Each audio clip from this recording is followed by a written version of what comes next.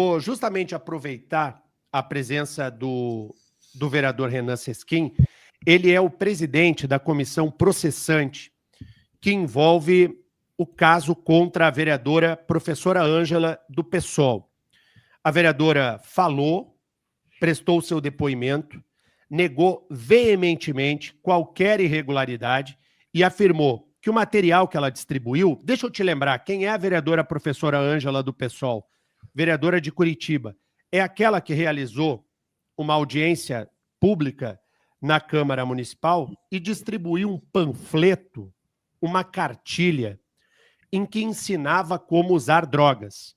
A maneira correta de fumar maconha, a maneira correta de cheirar cocaína, a maneira correta de fumar crack, a maneira correta de usar LSD e outros entorpecentes.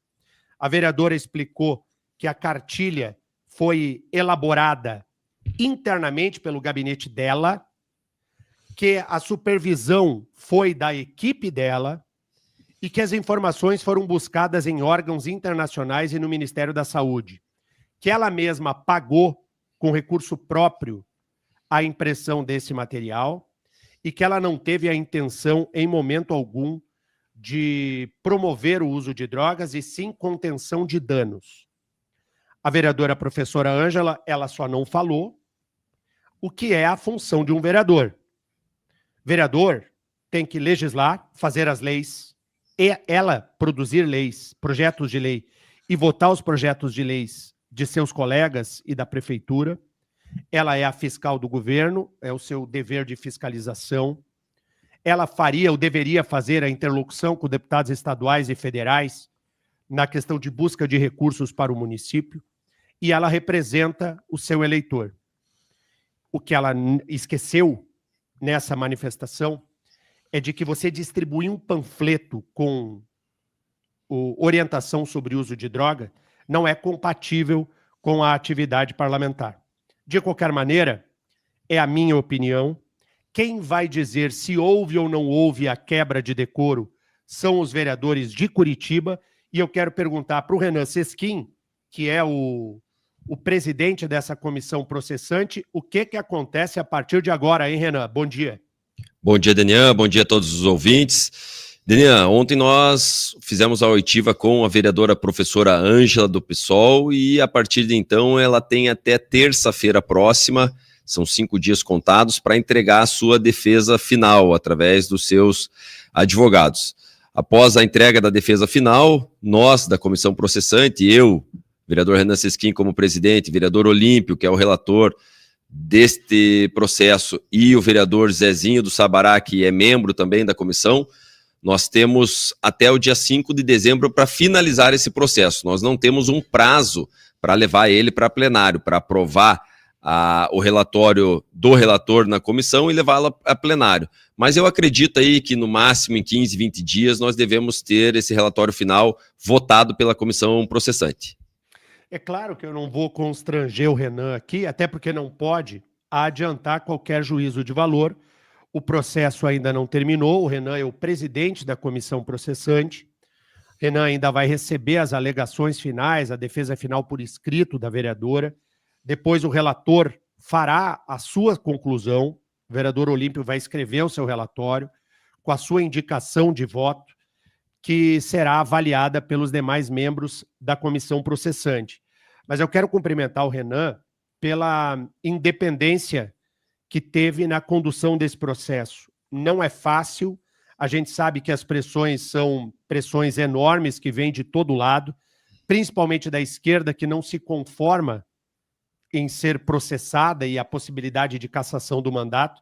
E eu quero te cumprimentar, Renan, por você ter feito isso tudo sem ter sido magnetizado pelo clique. Porque você poderia ter dado um showzinho lá.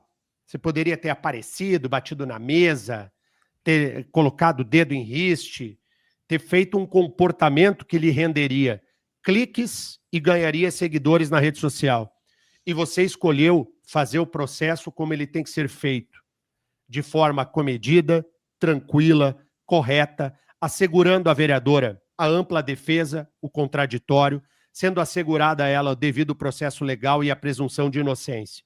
São raras as vezes em que comissões processantes em poder legislativo conseguem fazer o trabalho direito. O que não significa que lá na frente você não terá a sua posição, que pode ser contrária ou favorável ao posicionamento da vereadora. Você não pode adiantar o seu voto.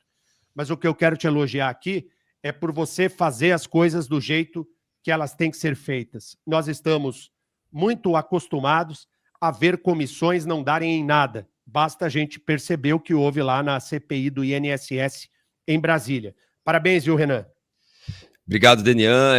Eu levei desde o início desse processo aí, lembrando, né, Denian, que eu, o vereador Zezinho e o vereador Olímpio, nós fomos, de acordo com o decreto de 1967, nós fomos sorteados na Câmara Municipal entre os 38 vereadores, e aí se formou a comissão processante. Nós não fomos votados para isso, nós fomos sorteados. E desde então, do início do processo, procurei levar com a maior seriedade, transparência, imparcialidade que a população curitibana nos cobra, que a sociedade curitibana espera de um vereador da sua cidade. Então, nós estamos realmente levando esse processo com muita seriedade, garantindo a ampla defesa da vereadora professora Ângela e, obviamente, fazendo o nosso relatório através do vereador Olímpio, que será votado em breve pela comissão e levado ao plenário.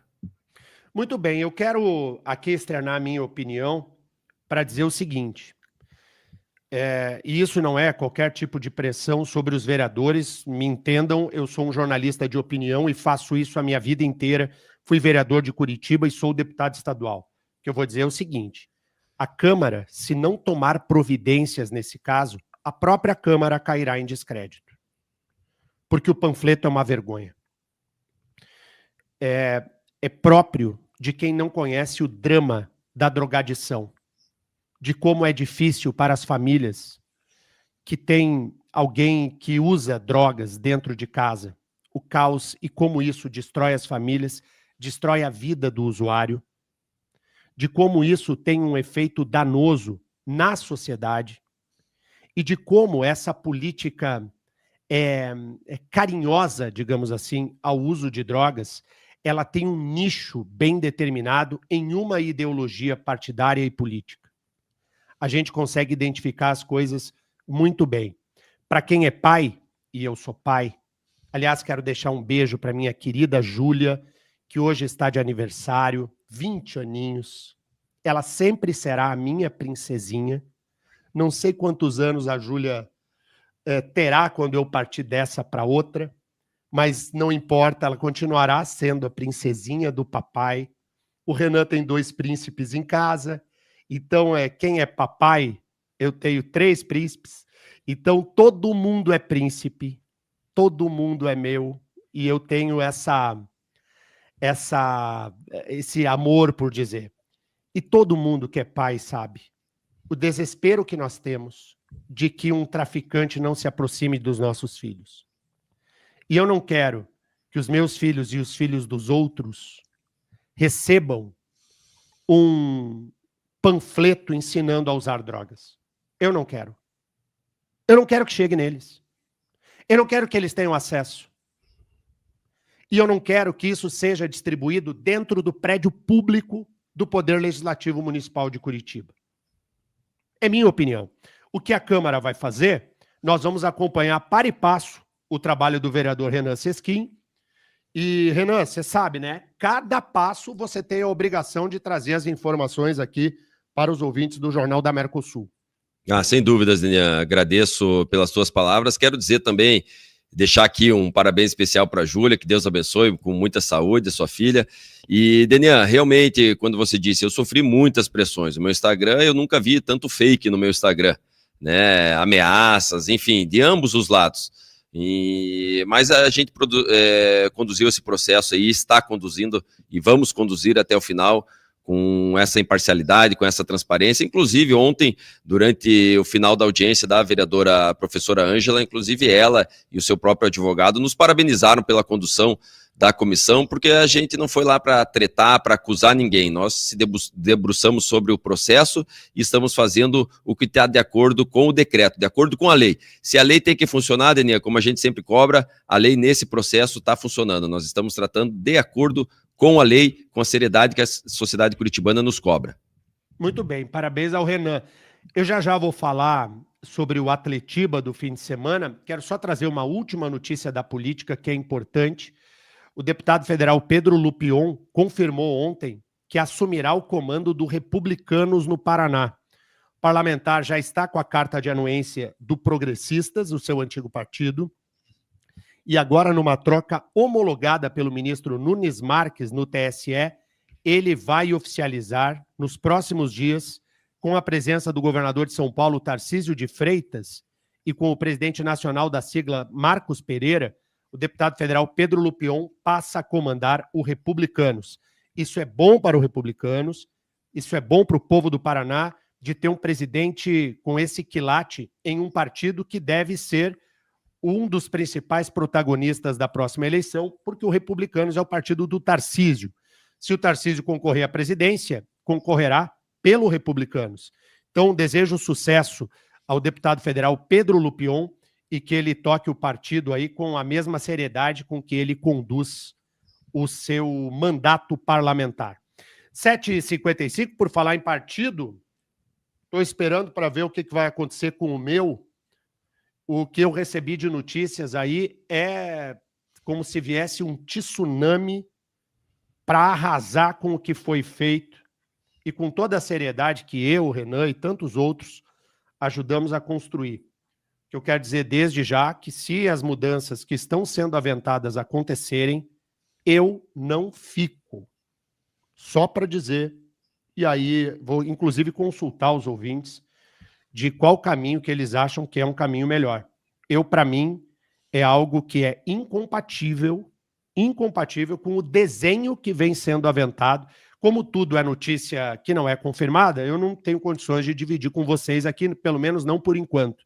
Mas assim que as coisas forem formalizadas, eu serei o primeiro para falar sobre o que está acontecendo com um partido que é, até então, um modelo de moralidade. Vamos ver o que pode vir a acontecer, se é que vai, né?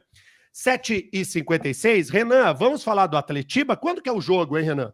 Domingo agora, no Couto Pereira, DNA, às 6h30 da tarde. Domingo, 6h30, Couto Pereira, não tem ingressos nem para remédio, né, Renan? Não, Couto Pereira vai estar lotado, tenho certeza que a gente vai ter uma festa bonita. Os dois clubes precisam vencer, ainda mais o Atlético. O Atlético, Denê, estou com a tabela aberta aqui. O Atlético está em 7º lugar na Série B com 49 pontos. E uma vitória no Clássico, mesmo com uma vitória, dificilmente o Atlético entra no G4, porque Goiás e Chapecoense se enfrentam em Goiânia e o Remo tem um jogo tranquilo em casa contra o Atlético. Mas o Atlético precisa ganhar para se aproximar. Já o Coritiba, Denê, com uma vitória, vai para 59 pontos e fica uma vitória praticamente do acesso. Então, olha como é importante, como vale esse Atletiba. Nos últimos tempos, eu não me lembro de um Atletiba tão importante assim aqui na nossa capital. Eu também não lembro. Esse talvez seja o Atletiba mais forte. Renan, sem coração verde, quem é o favorito no clássico Coritiba e Atlético, domingo, 6h30 da tarde, no Couto Pereira?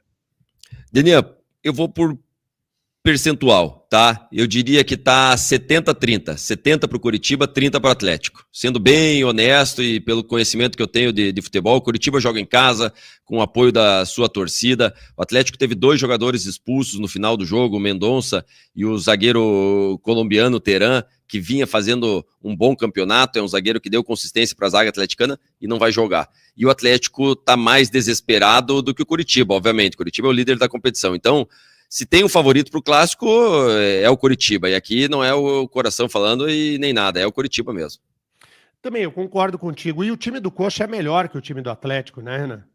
A campanha mostra isso, né, Denian? São 16 vitórias, o Coritiba se manteve no G4, o Campeonato Brasileiro, praticamente inteiro da Série B, e sempre na liderança ou na vice-liderança, e o Atlético deu essa recuperada com 7 vitórias consecutivas, mas deu uma derrapada nos últimos jogos, e agora, nesses últimos 6 jogos, Denian, o Atlético tem que fazer, no mínimo, 4 vitórias e 2 empates, se quiser brigar pelo acesso. Então, é um aproveitamento aí de mais de 70% que o Atlético precisa ter nos últimos jogos. É bastante coisa.